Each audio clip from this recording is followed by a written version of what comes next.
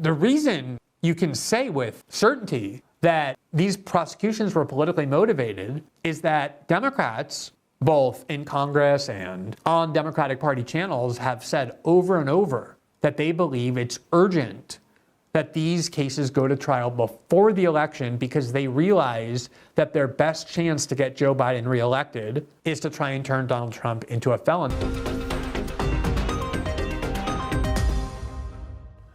Donald Trump currently faces four separate criminal proceedings. One in South Florida brought by the Biden Justice Department through special counsel prosecutor Jack Smith, which is the case that charges him with mishandling or pilfering without authorization, top secret, and other classified documents, and he's charged there under the Espionage Act.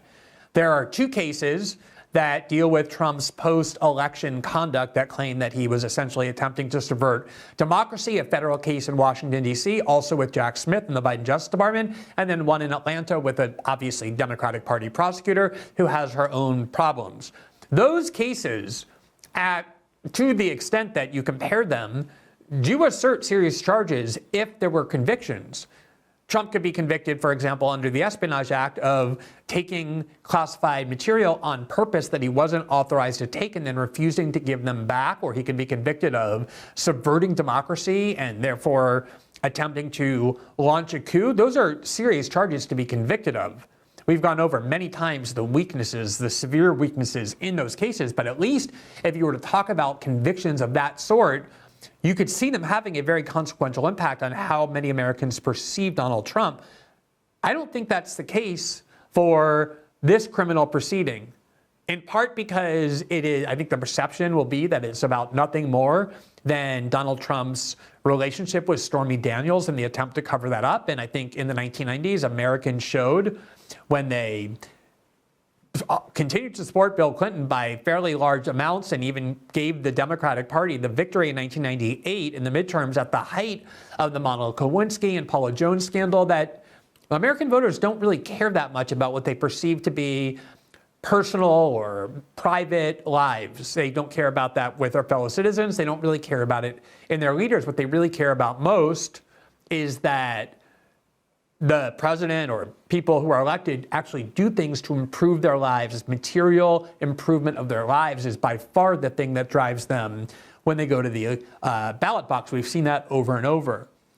But because of that, precisely because of that, we know that the American media is going to engage in endless efforts and depicting this in the most melodramatic way to talk about Donald Trump as a serious felon, as somebody who now faces jail time. They'll emphasize over and over that this is the first time in American history that an American president has been convicted in all of American history. So let's look at this ABC News graphic of the trial, which will give you a sense of already how dramatic the media is being. Now, it is true that there were 34 felonies, 34 counts, separate counts, and you see here all the red bars showing that the jury found him guilty on all of them. So you look at this and you think, oh my, that's really overwhelming. The jury found him guilty 34 times. In reality, it's all the same crime.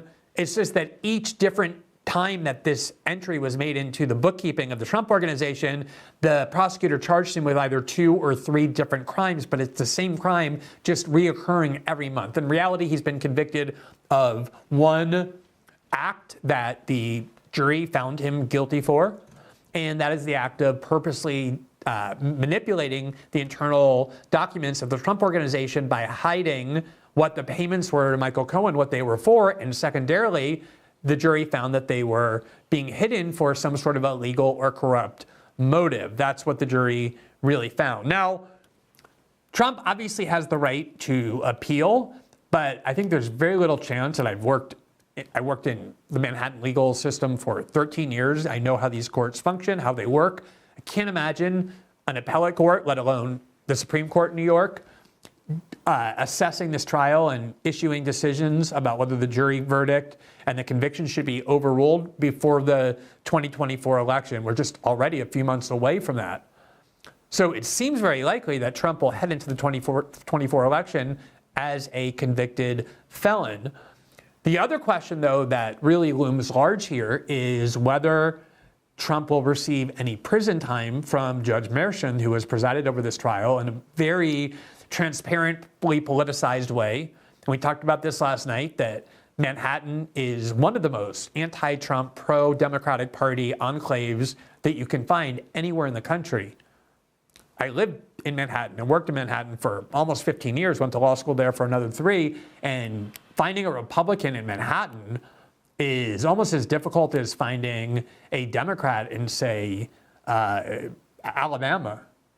But it's even worse because it's just a small enclave, and the difference in Manhattan is something like 85 to 15 when they vote in federal elections. And so you're talking about a place that had a jury pool overwhelmingly of Trump haters and Democratic Party supporters. That's one of the weaknesses politically of this case. Now, I want to show you Trump's reaction to the guilty verdict that was handed down by the jury in Manhattan, because it's the message, I presume, that the Trump campaign is going to use. They're going to try and not just defensively insist that Trump hasn't really done anything meaningfully wrong or wrong at all, but they're going to affirmatively exploit this, or they're going to try to demonstrate that there is a massive and fundamental corruption in our justice system, that Democrats are using the justice system that Joe Biden has in his hands, that Democratic Party prosecutors have in their hands, to do everything possible to turn Trump into a criminal, a felon, a convicted felon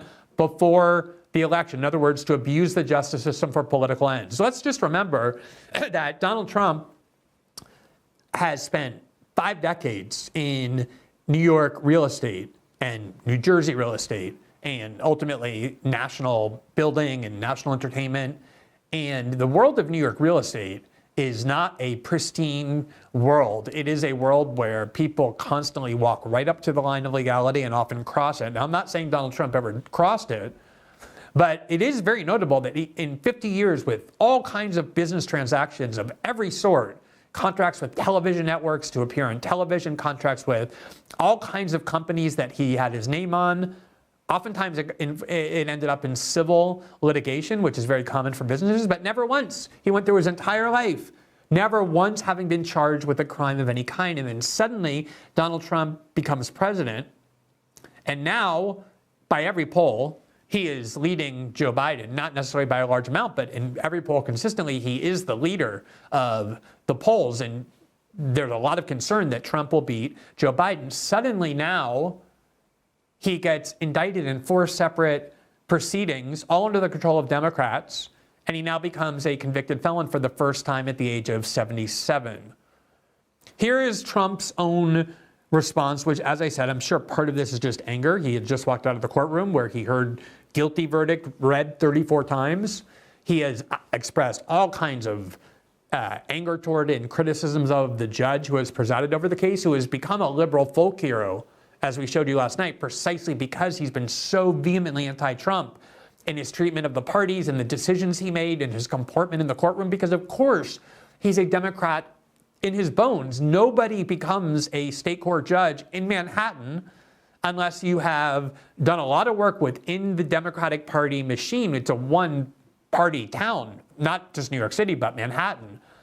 And it's obviously true. He has a daughter who's very active in the Democratic Party as well, but I don't even think you need to go to there to understand what this judge is. He proved it and demonstrated it over and over, and it's the reason why liberals adore him and love him so much.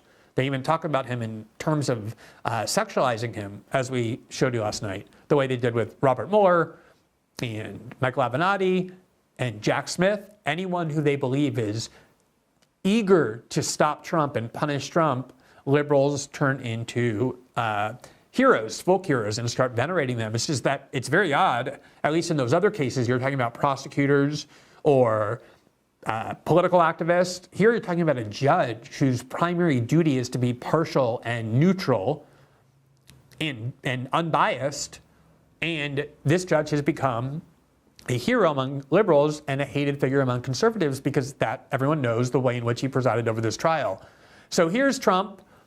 And he talks a lot about this judge, even though Trump knows that in about 2 months, this judge will have to decide what his sentence should be, and that this judge has the power to send him to prison under the law, send him to jail under the law. He absolutely has that discretion, that autonomy. There's no question about that. And yet here's what Trump had to say, as obviously a lot of people were watching. Are you worried about going to jail? This was a disgrace. This was a rigged trial by a conflicted judge who was corrupt. It's a rigged trial, a disgrace. They wouldn't give us a venue change. We were at 5% or 6% in this district, in this area. This was a rigged, disgraceful trial. The real verdict is going to be November 5th by the people. And they know what happened here, and everybody knows what happened here. You have a Soros-backed DA and the whole thing. We didn't do a thing wrong. I'm a very innocent man. And it's okay. I'm fighting for our country. I'm fighting for our Constitution. Our whole country is being rigged right now. This was done by the Biden administration in order to wound or hurt an opponent, a political opponent. And I think it's just a disgrace. And we'll keep fighting. We'll fight till the end and we'll win because our country's gone to hell. We don't have the same country anymore. We have a divided mess. We're a nation in decline, serious decline. Millions and millions of people pouring into our country right now from prisons and from mental institutions, terrorists, and they're taking over our country. We have a country that's in big trouble, but this was a rigged decision right from day one with a conflicted judge who should have never been allowed to try this case, never. And we will fight for our Constitution. This is long from over. Thank you very much. Why should voters vote for a convicted felon? So that's clearly going to be their message, and I think it's a very effective message. As I said, for one thing, it was only when Trump was leading Joe Biden in all of the polls did Democrats start plotting to charge him with crimes, with felonies all over the country, even though he went his entire life, 50 or 60 years, in all kinds of industries, including major New York real estate, without ever being charged with a crime, let alone convicted of one. And we talk all the time about how our enemy countries, how the bad countries, one of the things they do is they try and imprison their opponents and dissidents. How much did we hear about Vladimir Putin purposely imprisoning his leading political opponents, including Alexei Navalny, and he was even accused of having him murdered? So when we start talking about political leaders being imprisoned by their opposing government, by a government they oppose, we already have this sense that that is not something that really happens in the United States. Now, I'm not a believer in the idea that presidents or former presidents should be immunized from the law. In fact, I wrote a book in 2011 called Liberty and Justice for Some, where I at length critique the way in which we have a two-tier justice system where the rich and the powerful are often immunized from prison sentences while we have the largest prison population in the country, and was documenting a lot of crimes that were committed as part of the war on terror and other crimes by leaders, and they were never prosecuted because we have a kind of unspoken rule in the United States that we don't prosecute former presidents or current presidents. And that's been the way it's been in American politics. So suddenly we have an aberration, a very radical aberration. And the question is going to be whether Americans perceive this radical aberration as an abuse of the justice system by an extremely liberal prosecutor in Manhattan who win in large part because a PAC was supporting him that received a massive donation from George Soros, knowing that PAC would then try and elect Alvin Bragg as the district attorney for Manhattan. And that's just a true statement. And they did it in the place that has the most liberals, the most Democrats, the most animosity toward Trump. In fact, I want to show you this breakdown from the Gotham Gazette in December of 2020.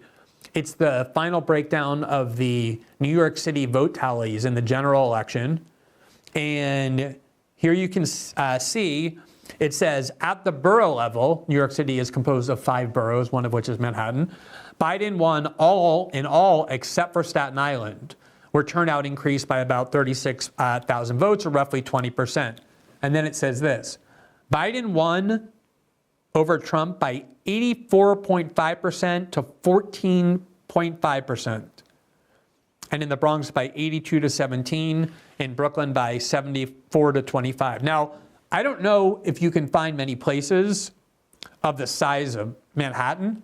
It's much bigger and more populous than many American states that is this lopsided in terms of its propensity to be composed almost entirely of Democratic Party loyalists. And obviously that's where they brought the case, knowing that the jury pool would be composed of that, knowing that the judge would come from the Democratic Party machine. And then you add on to that the fact that so many other people, the U.S. Justice Department looked at these charges and said they're not going to bring the case. The prior district attorney, Cyrus Vance, looked at these charges and said he wouldn't bring the case. Alvin Bragg originally said this case can't be brought as felony charges, and he only changed his mind when prosecutors underneath him began screaming in public that he should do it, and they politically pressured him to do it, and then he finally brought it. And ultimately, the case is really about nothing other than hush payments to a porn star who alleges she had an affair with Donald Trump, even though previously she denied that, and a claim that in the books, in the internal books of the Trump organization, those payments to Michael Cohen, which then went to Stormy Daniels, were misclassified. So the case itself is just trivial, especially as a felony. And so, although I've always been a believer in trying to lift and eliminate this two-tier justice system where political elites and financial elites really are exempt in so many ways, not obviously absolutely, but overwhelmingly, I would be applauding this if I thought that this were fairly applied. The reality is there's only one person in all of the United States who would have been charged with 34 felonies or even one felony for having done this, and that person's name is Donald Trump. Democrats have been explicit about how they know that their best chance for winning is to ensure that Donald Trump becomes a felon before the election. Just to give you a sense for the absurdity of trying to suggest this was sort of the rule of law being applied equally, here from the New York Post in March 2020, and you can, 2022 rather, you can mock the New York Post if you want. The story that they did on Hunter Biden's laptop what turned out to be completely true, even though big tech and the media and the CIA all united to say it was Russian disinformation. And the facts that they're describing here are very easily verifiable. The headline is the Clinton campaign, the DNC, was fined by the Federal Election Commission for lying about the Steele dossier payments. Quote, the Federal Election Commission has fined both Hillary Clinton's 2016 presidential campaign and the Democratic National Committee for lying about how they spent money used to fund the now debunked Steele dossier on former President Donald Trump. The Clinton campaign and the DNC will be forced to pay $8,000 and $105,000 respectively for mislabeling payments that ultimately went to Fusion GPS, the consulting firm that commissioned the dossier according to FEC documents viewed by the Post. The fine stems from a complaint originally filed in 2018 by the Coolidge-Reagan Foundation, which was informed of the outcome on Tuesday.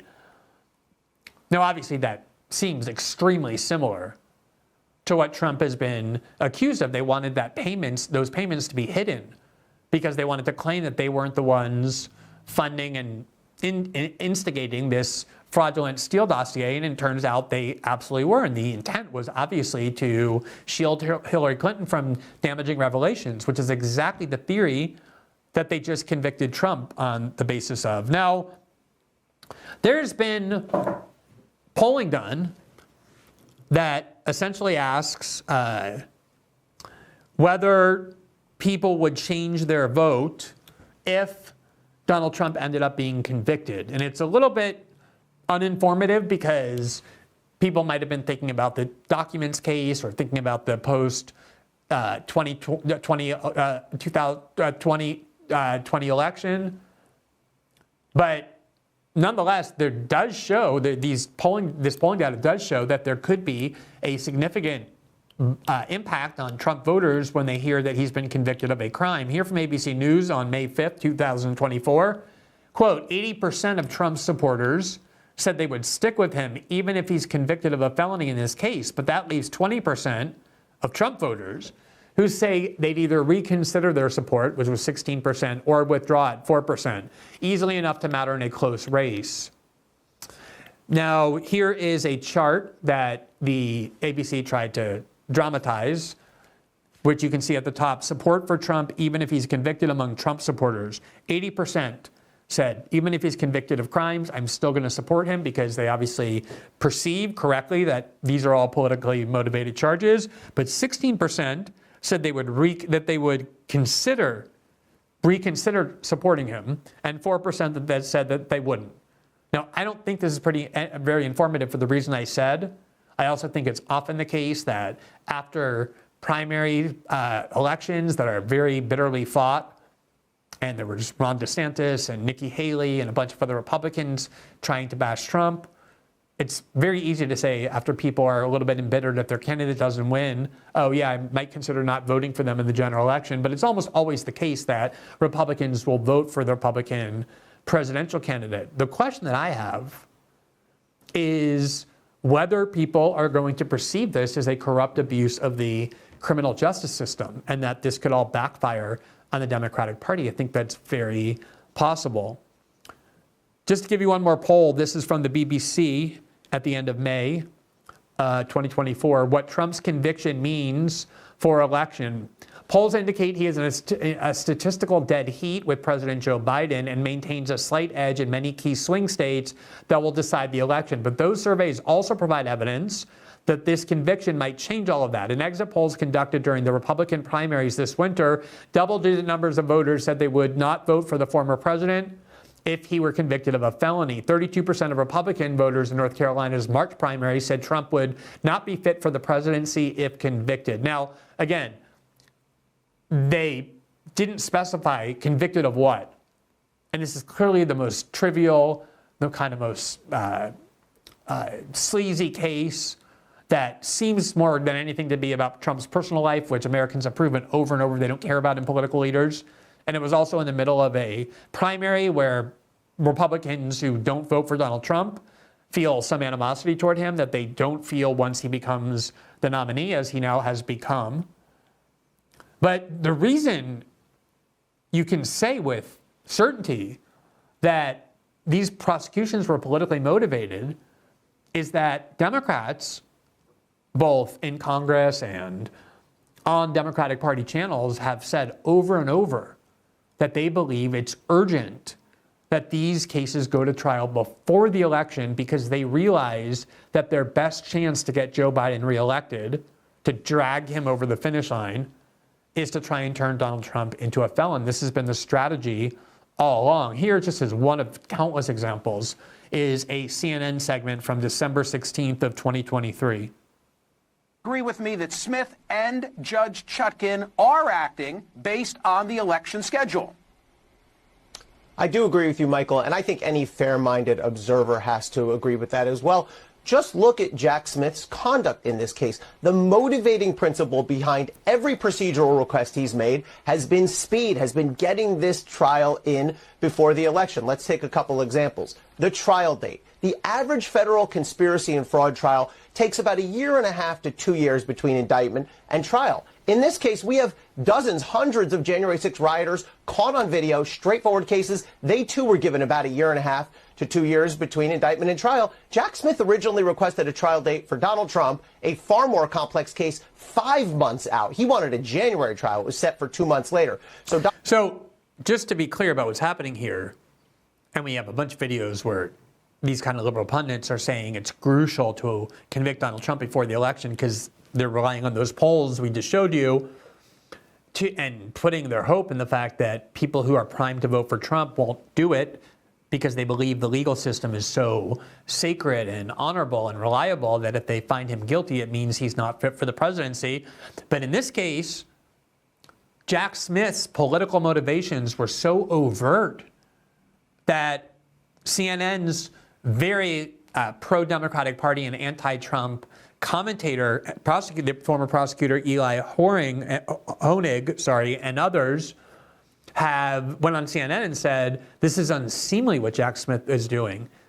He so clearly is desperate to get these verdicts and trials into a court far more quickly than an average case would take because he's looking at the election day and the impact that these convictions could have on Election Day, which obviously, to put it mildly, no, it shouldn't even be required to say it, is totally inappropriate for a prosecutor to be thinking about.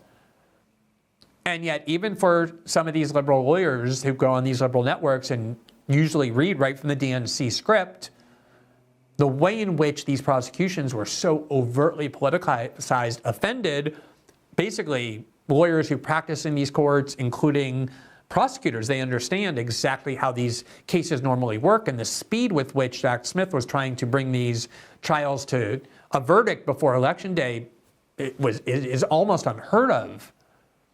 And that's why he's been unsuccessful. It's almost certain that those two trials that he is prosecuting will not come to a verdict, will not be tried and finished before Election Day, nor will the documents case in Florida. This is the only verdict of any of those 4 cases that we are likely to have before Election Day. Again, legally, we've gone over many times why this case is preposterous and so dubious. And Trump obviously has an appeal, and it's not all that uncommon for the New York appellate courts to overturn a conviction. They just overturned Harvey Weinstein's conviction and his trial. So it happens. They are very different courts, but that certainly, almost certainly won't happen before Election Day. And so the real question is, how will this be politically perceived? Will those polls turn out to be right, that even Republican voters, at least in small numbers, will abandon Trump if he's a convicted felon? Or will they have the view that I have, and that many other people have, that what this really is a politicized abuse of the criminal justice system to bring a case as a felony that has no right to be brought as a felony, for which there's no precedent, this theory that the prosecutors use to turn this into a felony, and that ultimately it's a trivial case that won't impact how Americans see Trump, but they very well might have an impact on how they look at the Biden administration, because of the very common view that we often enunciate about other countries, that one of the hallmarks of tyranny or abuse of power is when a current political leader tries to prosecute and imprison his political opponent. And I think there's a lot of facts surrounding this verdict that make that perspective very viable, if not most convincing.